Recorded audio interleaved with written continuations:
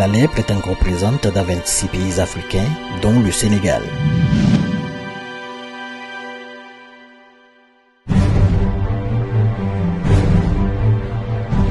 La faiblesse des systèmes de santé et l'absence de diagnostic précoce sont des facteurs aggravants.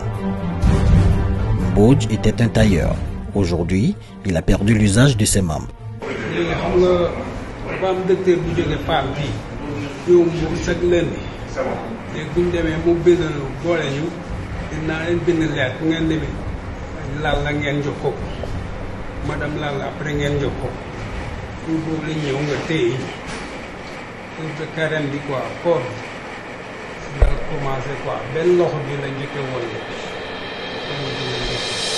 Mbodjian, lui, s'est fait amputer un deuxième membre il y a seulement quelques semaines, mais il essaie encore de garder le sourire.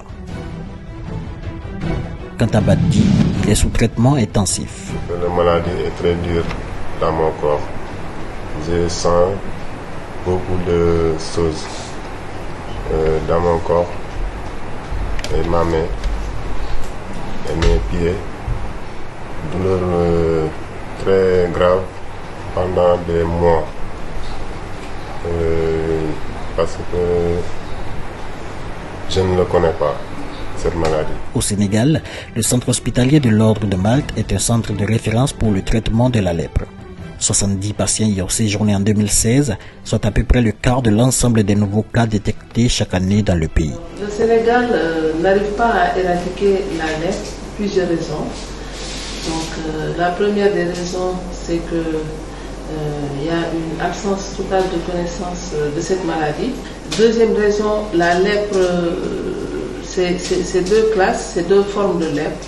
Donc on a la forme de lèpre débutante, qu'on appelle paucibacillaire, et l'autre forme de lèpre, c'est la lèpre multibacillaire, c'est-à-dire que la personne qui a la maladie a beaucoup de bacilles, et ce sont des malades qui sont potentiellement contagieux. Et malheureusement, c'est ces formes de lèpre multibacillaire qui sont prépondérantes et qui constituent 75 à 80% des nouveaux cas. Et ces cas de lèpre multibacillaire non encore traités vont continuer à disséminer le bacille dans la communauté s'il n'y a pas de prise en charge très précoce. Donc, ce qui veut dire que le bacille est toujours, circule toujours dans la communauté et qui fait que la transmission est toujours continue. L'autre raison aussi, c'est vraiment le système de santé. La lèpre est mal intégrée dans le système de santé. Les soins ne sont pas accessibles pour les malades qui habitent les régions éloignées de la capitale.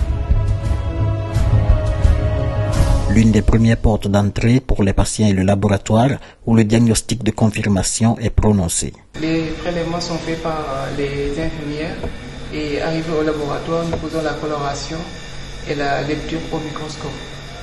On se base sur l'échelle logarithmique de Ridley pour quantifier les résultats, pour mettre le nombre de croix. Après le diagnostic, les patients sont confiés aux soins des infirmiers. Fatou est aide-soignante. Elle a elle-même souffert de la lèpre quand elle était plus jeune. Moi, j'ai eu la lèpre à l'âge de 12 ans. Je me suis hospitalisée ici à Malte et je me suis traitée guérir depuis 25 ans. Et maintenant, j'ai continué mes études et je suis infirmière ici à Chaume. Je me suis traitée guérie sans séquelles. Parfois, il y a des malades qui sont perturbés parce qu'ils croyaient que la lèpre, on ne peut pas traiter la lèpre sans guérir.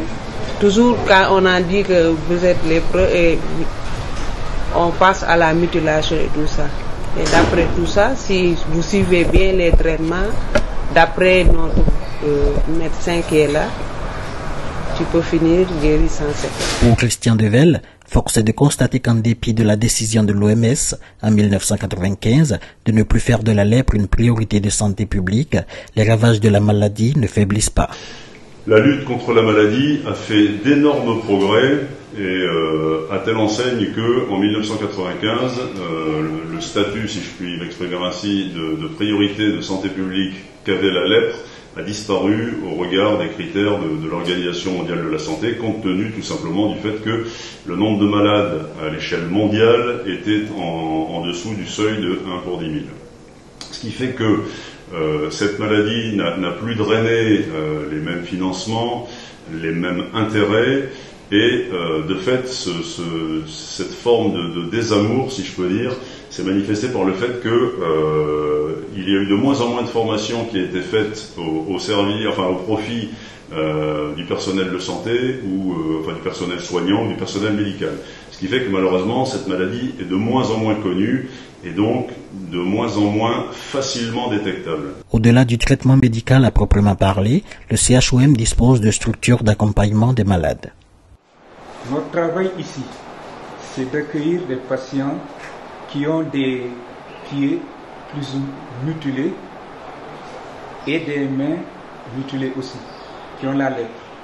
Et maintenant, nous venons à les aider à être vraiment indépendants après leur prise en charge.